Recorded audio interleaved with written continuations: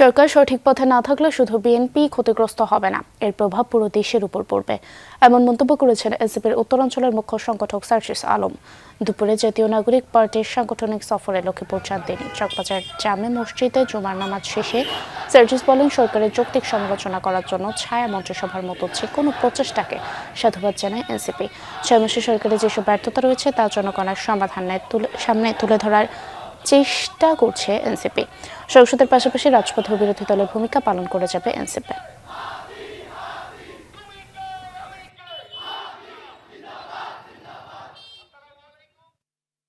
সরকার যদি ঠিক পথে না থাকে, খালি সরকার দল যারা বিএনপি তারা ক্ষতিগ্রস্ত হবে না, আমরাও ক্ষতিগ্রস্ত হব, বাংলাদেশও ক্ষতিগ্রস্ত হবে।